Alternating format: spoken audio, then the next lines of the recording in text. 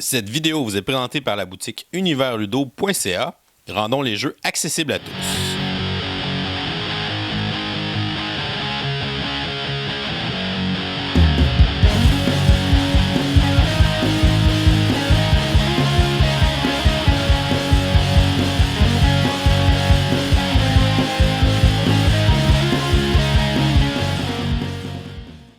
Bonjour chers amis joueurs, je m'appelle LP et après un long moment d'absence de plusieurs semaines, je vous invite finalement à un nouvel épisode de Kickstarter 101. Aujourd'hui, je vous présente un petit jeu de déduction sociale à lequel peuvent jouer jusqu'à 3 à 6 joueurs. C'est un jeu où deux personnes vont être en équipe l'une avec l'autre et tous les autres joueurs, eux, vont jouer de façon individuelle. Et j'ai nommé le jeu Visitor in Blackwood Grove. Dans ce jeu-là, comme je l'ai dit, c'est un jeu de 3 à 6 joueurs. C'est un jeu qui a été designé par Mary Flanagan et Max Seidman. C'est un jeu qui va durer environ une trentaine de minutes pour notre première partie. Mais après quelques parties, ça va rapidement descendre à 15-20 minutes pour une seule partie. Dans ce jeu-là, l'histoire autour du jeu, c'est qu'il y a un alien qui s'est crashé dans une forêt pas loin de l'endroit où on se situe. Cet alien-là, son vaisseau spatial, est protégé par un champ de force. Au début du jeu, l'alien va designer un code, va créer un code qui permet de comprendre comment on peut rentrer à l'intérieur de ce champ de force-là. Autour du site du crash, il y a un petit garçon qui part en vélo pour tenter d'aider l'alien à réparer son vaisseau et à pouvoir reprendre l'espace. Et il y a évidemment différentes agences gouvernementales, vilaines et méchantes, qui veulent tenter de rentrer à l'intérieur du vaisseau pour kidnapper l'alien et le ramener pour pouvoir faire plein d'expériences dessus. Donc l'alien va être en équipe avec le petit garçon et ensemble, il va tenter de faire comprendre son code au petit garçon, tout en empêchant les différentes agences gouvernementales de comprendre le même code. Donc, comme à l'habitude, je vous montre comment on installe le jeu rapidement. C'est un petit jeu, ça ne sera pas très long. Ensuite, je vous explique comment jouer. Ça va prendre quelques minutes et je termine en vous disant ce que j'en pense. Donc maintenant, comment ça se joue Visitor of Blackwood Grove? La mise en place initiale est quand même relativement simple. Le joueur qui joue l'alien, il va recevoir un petit carton comme ça, qui est son aide-mémoire du tour de jeu, comment il fonctionne. Il va avoir un petit plateau circulaire qui représente le champ de force de son vaisseau spatial, justement. Il y a 4 petits jetons bleus comme ça qui va garder derrière un petit paravent secret. Les autres joueurs, il y a le Kid qui a un petit plateau à lui aussi, qui est le plateau de confiance entre l'alien et le Kid. Cette confiance-là a besoin d'augmenter pour que l'alien et le Kid puissent gagner ensemble. Il y a un petit meeple blanc placé sur la première case du plateau. Les autres joueurs, selon le nombre de joueurs qu'on a, disons qu'on installe une partie à 4 par exemple, le nombre de joueurs minimum c'est 3, les autres joueurs vont avoir à choisir une agence gouvernementale. Ils ont différents choix, il y a le DOE, le département de l'énergie, il y a le FBI qu'on pourrait choisir, il y a la CIA, disons qu'on prend, puis il y a la NSA, l'agence d'espionnage, d'écoute électronique, qu'on pourrait prendre aussi. Chaque joueur va prendre son petit carton, il n'y a pas de pouvoir particulier, rien, c'est juste pour qu'ils soient différenciés les uns des autres. Et dans la mise en place initiale, chaque joueur va avoir à se prendre 7 cartes, 5, 6, 7. Pour la NSA, 1, 2, 3, 4, 5, 6, 7. Pour la CIA et 4, 5, 6, 7 pour le Kid. Eux, leur mise en place de ces 3 joueurs-là est terminée. La mise en place du joueur alien est un peu plus complexe. Lui, il doit avoir à designer, à créer une règle. Pour ce faire, il va faire ça en 2 étapes. Il va commencer par prendre 2 des cartes du paquet qu'il va révéler. Quel beau hasard, c'est la boîte du jeu Visitor of Blackwood Grove. Et il va prendre une deuxième carte, une maison. Il révèle ces 2 cartes-là. Ensuite, dans ce paquet-là, il va piger 14 cartes. 2, 3, 4, 5, 6, 7, 8, 9, 10, 11, 12, 13 et 14. Et en regardant les 2 cartes qui sont visibles et les 14 cartes qui sont dans ses mains, il va avoir à se créer une règle. Fait que là, les règles, quelles sont les consignes qu'il doit suivre pour créer la règle? Il n'y en a pas vraiment. Ben, il y en a quelques-unes. Il ne faut pas que la règle soit trop large pour qu'il y ait tous les objets, pour qu'il y ait certains objets qui puissent s'y classer, puis d'autres qui ne fonctionnent pas avec cette règle-là. Il ne faut pas qu'elle soit trop précise non plus, pour pas qu'elle refuse tous les objets. Il ne faut pas que la règle non plus favorise juste un joueur en particulier au détriment des autres joueurs. Fait qu'il ne faut pas qu'il y ait ce qu'on appelle l'insider information. Il ne faut pas qu'elle concerne l'information qu'il y a juste 1 ou 2 joueurs autour de la table qui le connaissent. Et comment on va créer cette règle-là? Ben, depuis tantôt, je parle du paquet de cartes. Le paquet de cartes représente, vous l'avez déjà vu avec deux des cartes, représente tout simplement différents objets. T'sais, ici, j'ai une couronne, un yo-yo, on a une pierre tombale, un volcan, ainsi de suite. Ce sont tous des objets, et contrairement à des jeux comme Mysterium ou Dixit, ce sont des objets qui sont pas fantaisistes ou qui sont pas abstraits ou qui sont pas ésotériques. Ce sont des objets très concrets, faciles à identifier pour la plupart. Dans 95% des cas, c'est des objets qu'on identifie rapidement du premier coup d'œil. Une canette de liqueur, ainsi de suite. Fait en regardant les 14 cartes qu'il y a dans les mains, les 2 cartes qui sont ici, le visiteur va se faire une règle. La règle, ça peut être n'importe quoi, des choses qui contiennent du métal, des choses qui se retrouvent dans la pièce ici autour de nous autres, des choses qui sont fabriquées par l'homme, des choses qu'on retrouve dans la nature, des choses qui ont du jaune, du rouge dedans, ainsi de suite. Puis pour les premières parties, si on n'est pas habitué, il y a un petit paquet de cartes qui vient avec une quinzaine de règles suggérées. On peut tout simplement piger une au hasard et suggérer des choses qui pèsent plus de 100 livres. Et le visiteur va se faire sa règle avec ça. Une fois qu'il a décidé de sa règle, disons qu'on prend le visiteur des objets qui pèsent plus de 100 livres, il va classer les 2 cartes qui sont ici et il va se choisir 7 cartes dans sa main qu'il garde secrètement. Fait que 1, 2, 3, 4, 5, 6 et 7. Les autres cartes qu'il n'a pas choisies, il les remet en dessous du paquet. Donc, tous les joueurs commencent avec 7 cartes. Et ensuite, il classe ces 2 objets. Pour les classer, il va tout simplement mettre à l'intérieur du champ de force les cartes qui correspondent à sa règle. Objet qui pèse plus de 100 livres, la maison, ça pèse plus de 100 livres. Et mettre à l'extérieur du champ de force les objets qui n'y correspondent pas. Le jeu Visitor of Blackwood Grove ne pèse pas plus de 100 livres. Et on est prêt à commencer à jouer. Les conditions de victoire, quelles sont-elles? Si le visiteur réussit à faire trouver sa règle au kid, les 2 joueurs gagnent la partie ensemble. Si une des agences gouvernementales trouve la règle, elle gagne la partie seule. Fait que la NSA peut gagner la partie seule. C'est quoi ça? La CIA peut gagner la partie seule. Sinon, ces 2-là jouent en équipe. Fait que c'est comme du 2 versus all, mais que le all sont tous individuels. Il y a aussi 2 autres façons que la partie peut se terminer, mais c'est plus rare. Le visiteur, lui, ne repigera pas de cartes pendant la partie. Il a donc, puis il va jouer exactement une carte par tour. Fait qu'il y a exactement 7 tours de jeu pour faire gagner le kid. Si après 7 tours de jeu, le kid n'a toujours pas trouvé la règle, les 2 agences gouvernementales gagnent la partie ensemble. C'est le seul moyen qu'ils peuvent gagner ensemble. Sinon, les autres joueurs vont tous piger dans cet énorme paquet de cartes-là. Si jamais ce paquet de cartes-là vient être épuisé, on ne peut plus piger dedans, mais c'est le kid qui va gagner la partie en collaboration avec l'alien. Fait que si on épuise le paquet d'items, kid et alien gagnent. Si l'alien vide sa main, les agences gouvernementales gagnent ensemble. Maintenant, le tour de jeu, comment il fonctionne? Les agents, ils ont un tour de jeu qui est exactement similaire. Comme je l'ai dit tantôt, ils n'ont pas de pouvoir particulier. Ils ont 2 choix, puis c'est d'ailleurs rappelé sur leur petite carte d'aide-mémoire, comme cette carte-ci que je n'utilise pas. On peut d'abord tester une carte ou on peut essayer de prouver la règle. Ensuite, on va piger une carte à la fin du tour. Comment ça fonctionne? Si la NSA veut commencer par tester une carte, il prend une carte de son choix, il la montre à personne, puis il la donne à l'alien. L'alien va regarder la carte et il va ensuite la classer. Si la carte correspond à sa règle, si c'est un objet qui pèse plus de 100 livres, il va la coter sur le plateau pour montrer qu'elle rentre à l'intérieur du champ de force. Si l'objet n'est pas plus de 100 livres, donc ne respecte pas la règle, comme c'est le cas dans ce cas-ci, c'est une paire de lunettes de soleil en passant, il va la mettre à l'extérieur du champ de force.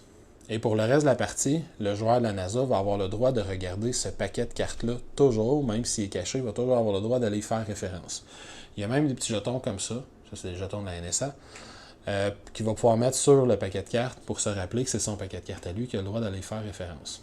Fait qu'une fois qu'il a décidé de tester une carte, là, il a acquis un petit peu d'informations sur le champ de force, il va en piger une autre pour être toujours à 7 cartes en main.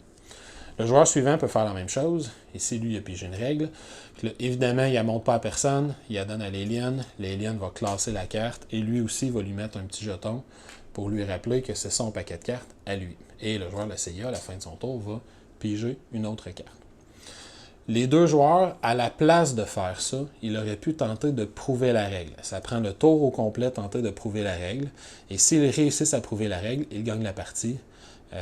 Et la partie se termine immédiatement. Dès qu'une des agences a prouvé la règle, la partie se termine immédiatement. Mais s'ils tentent de prouver la règle, ils ne peuvent pas tester une carte avant de la prouver. C'est un ou c'est l'autre. S'ils réussissent à prouver la règle, comme j'ai dit, ils gagnent la partie. Mais s'ils tentent de prouver la règle et ils se trompent, ils vont donner un bonus de 2 de confiance au kid. J'expliquerai pendant le tour du kid à quoi sert la confiance. Fait que pour le tour des agents, c'est pas plus compliqué que ça. Soit on teste une règle, soit on teste une carte pour acquérir l'information sur le champ de force. Puis l'alien, il va nous classer notre carte à l'intérieur ou à l'extérieur du champ de force. Dans ce cas-ci, cette deuxième carte-là serait classée à l'intérieur. Soit ils tentent de prouver la règle. S'ils l'ont, ils gagnent la partie. S'ils ratent, ils vont donner 2 de confiance au kid. Pour les agents, c'est tout. Pour le kid, ça fonctionne un petit peu différemment. Lui aussi, il a 2 options. Soit il teste une ou plusieurs cartes pour tenter d'acquérir de l'information puis d'augmenter sa confiance avec les aliens, soit il tente de prouver la règle. Je vais commencer par expliquer la deuxième partie, prouver la règle. Lui, il a une particularité. Comme les agents, s'il prouve la règle, c'est ça qu'il fait de son tour. Il ne peut pas tester des cartes et prouver la règle. Il fait un ou il fait l'autre. Lui aussi, s'il prouve la règle, il gagne la partie en collaboration avec l'alien. Mais par contre, lui, il a un petit tableau de confiance comme ça ici, avec un petit meeple qui va se promener sur ce tableau-là, qui va partir d'une confiance de 0, puis qui va monter tranquillement au fur et à mesure que la partie va augmenter. Chaque colonne donne un petit pouvoir instantané au kid. La grande majorité des pouvoirs, c'est de piger des cartes supplémentaires parce que lui, contrairement aux agents, il ne repige pas gratuitement à la fin de son tour toujours. Il doit augmenter sa confiance pour piger. Et on voit que dans le bas du plateau, il y a des espèces de grands rectangles blancs. Il y en a 3. Quand la confiance atteint le début d'un de ces rectangles-là, il y a un pouvoir qui est débloqué. Et par exemple, s'il atteint une confiance de 2, il y a le pouvoir de pouvoir prouver la règle, de tenter de prouver la règle. Donc le kid, ça y prend au moins 2 de confiance pour avoir le droit d'essayer de gagner la partie, contrairement aux agents qui peuvent le faire dès le début de la partie. À partir de 3 de confiance, il y a un nouveau pouvoir qui se débloque. À 4 de confiance, il y a un nouveau pouvoir qui se débloque. Ainsi de suite. Fait que plus il réussit à augmenter la confiance, plus il augmente ses chances de gagner la partie. De toute façon, il a besoin de l'augmenter d'un minimum de 2 pour avoir le droit d'essayer de gagner la partie. Fait que ça, c'est s'il tente de prouver la règle, ça lui prend un minimum de 2 de confiance. S'il ne tente pas de prouver la règle, comment son tour fonctionne? Lui fonctionne un petit peu différemment des agents.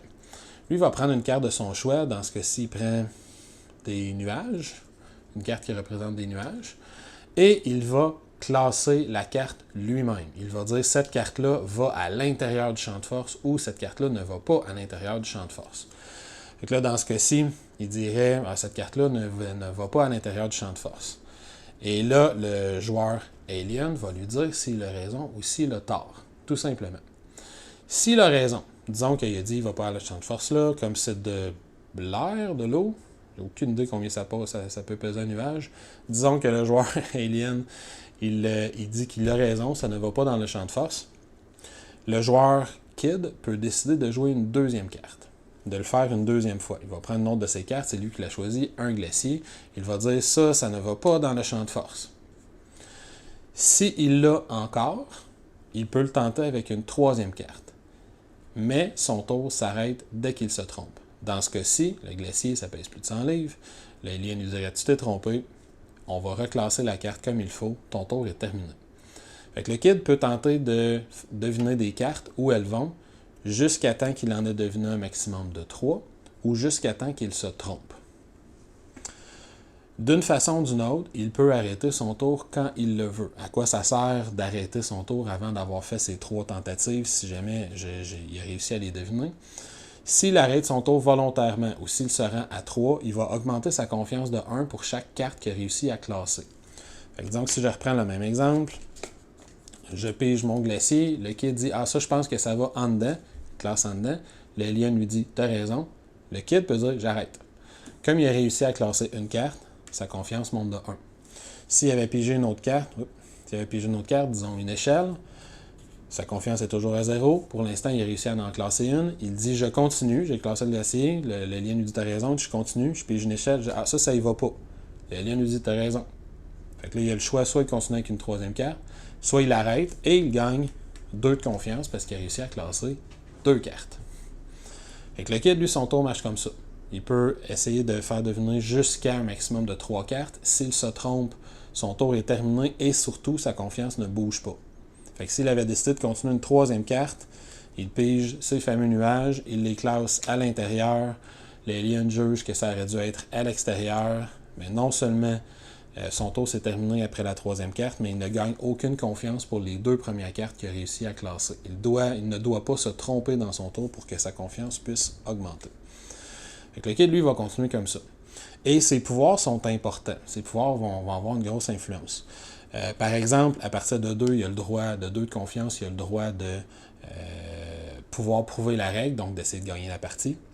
À partir de 4 de confiance, la première carte qu'il va classer, il va tout simplement la montrer à l'alien sans la nommer et il va la classer. Et lui aussi, il y a des petits jetons pour se rappeler quels sont ses paquets de cartes. L'alien va lui dire s'il a tort ou s'il a raison, comme d'habitude. Et s'il le veut, il peut continuer à tester une deuxième carte comme à l'habitude, puis à partir de la deuxième carte, là, il le fait en montrant sa carte à tout le monde. Mais à partir de 4 de confiance, la première carte qu'il classe, il la classe de façon secrète, fait qu'il donne moins d'informations aux autres joueurs. À partir de 5, 6 et 7 de confiance, il peut forcer les agents à lui montrer des cartes, à révéler des cartes au kid parmi les cartes qu'ils ont déjà classées jusqu'ici. Ça va donc donner encore plus d'informations au kid pour qu'il essaie de deviner la règle. Fait que c'est très important que le kid monte en confiance, au moins jusqu'à un minimum de 2 pour avoir une chance de gagner la partie, mais sinon il y a quand même des pouvoirs qui se débloquent qui rendent la partie plus facile pour lui et l'alien. Finalement, l'alien fonctionne comment? Lui, l'alien, il a peut-être le tour le plus simple du groupe. Il va tout simplement prendre l'une de ses cartes, il la choisit, ici j'ai des dossiers, et il va la classer face ouverte pour que tout le monde la voie. Fait que des dossiers, c'est évidemment moins de 100 livres. Fait qu'il va la classer, je vais tasser ma CIA ici, il va la classer à l'extérieur du plateau. Et c'est à peu près tout en termes de règles.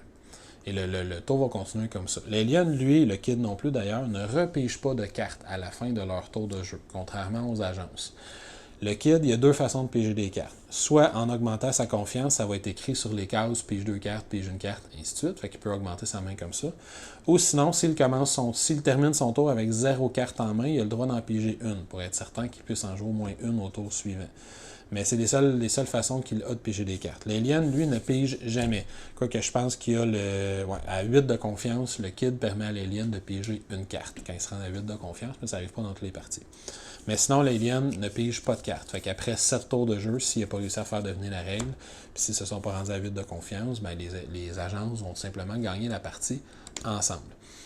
Et pour les règles de base du jeu, c'est tout simplement ça. Fait que les agents à tour de rôle vont soit jouer une carte pour se la faire classer par l'alien, soit essayer de deviner la règle. Le kid va essayer de classer jusqu'à 1 à 3 cartes lui-même. Puis la première carte va être cachée une fois qu'il atteint 4 de confiance. Ou il peut essayer de prendre son tour pour deviner la règle. Soit dit en passant, je pense que c'est à 8 de confiance, il a le droit de classer des cartes et ensuite d'essayer de deviner la règle dans le même tour. Fait que c'est extrêmement puissant. Et l'alien, lui, va tout simplement classer des cartes pour donner l'information à tout le monde. À partir de 3 de confiance entre l'alien et l'enfant, l'alien va classer ses cartes de façon cachée. Fait qu'il y a juste l'enfant qui va les voir, c'est les cartes qui sont cachées. Fait qu'il y a juste lui qui va gagner cette information-là. Les agences vont être obligés de se baser sur leurs propres informations pour essayer de trouver la règle. La seule chose qui me reste à expliquer, c'est comment ça fonctionne quand on essaie de deviner la règle. Parce que la règle, on ne la nomme pas. C'est pas à son tour, la NSA, elle dit pas je pense que ta règle, c'est des objets qui sont en métal. Puis là, l'alien lui dit non, c'est pas ça. C'est pas ça du tout. La façon qu'on va classer, qu'on va deviner la règle, si la NSA dit OK, ça fait un bout de temps qu'on joue, je vais essayer de deviner la règle, ce qu'on fait, c'est qu'on pige les 4 premières cartes du paquet. On les révèle à tout le monde. Et l'agent en question doit les classer. Fait qu'il va prendre un espace devant le plateau et il va classer les 4 cartes lui-même. Il va dire ça, par exemple, ça y va pas. Ça, d'après moi, ça y va pas. Ou ça y va, disons. Ça y va pas. Puis ça y va pas. Il va dire ça comme ça. Et là, l'alien va se servir de ces 4 petits jetons bleus. Derrière son paravent, lui, il y a un petit espace qui est pointillé. À l'intérieur, vis-à-vis les cartes ou dans le même ordre, un peu à la Mastermind, il va tout simplement placer chaque jeton à l'intérieur ou à l'extérieur de son plateau individuel pour montrer si la carte qui est le plus à ma gauche, à votre droite, va aller à l'intérieur ou à l'extérieur. Même chose avec la deuxième, troisième et quatrième. Fait qu'il va tout simplement les classer derrière son plateau. Il va dire ça c'est comme ça c'est comme ça c'est comme ça, puis ça c'est comme ça, par exemple. Et quand les 2 joueurs ont terminé, on fait tout simplement révéler l'information. Et si les jetons sont identiques, par exemple, l'alien il est classé or à l'intérieur, à l'extérieur, extérieur, puis à l'intérieur, Saturne pèse plus que 100 livres. Alors que le joueur l'a classé différemment, ben, si c'est un agent, il s'est trompé, donc il donne 2 de confiance au kid. Si c'est le kid qui a fait la tentative, il s'est trompé, son tour se termine. Et là, on continue le jeu tout simplement. L'alien va reclasser les cartes correctement en les empilant. Fait qu'il va dire ça allait en dedans, ça allait dehors, ça allait dehors, ça allait dehors. Et soit dit en passant, il y a un maximum de 8 cartes pour l'alien à l'extérieur puis à l'intérieur du plateau. Fait que si jamais un autre joueur se trompe, puis ça ferait plus que 8 cartes à l'extérieur, mais il va falloir qu'il recouvre des cartes qui sont déjà là puis qu'il cache l'information qui était là précédemment. Si le joueur avait plutôt mis exactement la même chose que ce que l'alien a indiqué, fait que si le joueur, dans ce cas-ci, avait mis ça comme ceci, puis ça reprend le code que l'alien a mis derrière son plateau, ben le joueur gagne la partie. Si c'est un agence, il gagne la partie individuellement. Si c'est le kid, il gagne la partie en équipe avec l'alien. Et c'est tout. Fait que le tour va se continuer comme ça jusqu'à temps qu'un des 3 joueurs réussisse à trouver le code ou jusqu'à temps que l'alien n'ait plus de cartes en main ou jusqu'à temps que ce paquet-là soit vide, mais honnêtement, je ne sais pas comment ça peut arriver, il y a tellement de cartes. Donc, soit l'alien vide sa main, soit quelqu'un trouve le code en réussissant à le deviner à l'aide de cartes. Fait qu'on ne nomme jamais le code à voix haute. Fait que l'idée, c'est d'avoir une bonne idée de ce que l'alien a en tête. On n'a pas besoin d'avoir la règle précise. Un joueur pourrait se dire « Ah, ça a l'air d'être tous les objets qui sont très pesants sans avoir exactement le 100 livres dans la tête. » Puis il trouverait la règle malgré tout. Même que des fois, il y a 3 cartes qu'on est certain de où elle va se classer. Quand on a joué, puis la 4e, on n'est pas sûr, puis on prend une chance. Puis des fois, on l'a, des fois, on l'a pas. Fait que ça fait le tour pour les règles de Visitor of Blackwood Grove. Donc, qu'est-ce que je pense des visiteurs? Ben, honnêtement, c'est un jeu que j'ai quand même vraiment beaucoup aimé. C'est un petit jeu de déduction sociale, c'est extrêmement simple, ça se joue très rapidement. Le matériel qu'on a entre les mains, sans être d'exceptionnelle qualité, fait tout à fait la job pour ce qu'on a. Puis contrairement, comme je l'ai dit tantôt dans l'explication, à des jeux comme Dixit et Mysterium, les cartes sont claires. On sait ce qu'il y a sur les cartes, on sait ce que ça représente. Puis c'est rare qu'il y ait de l'ambiguïté sur ce que la carte signifie.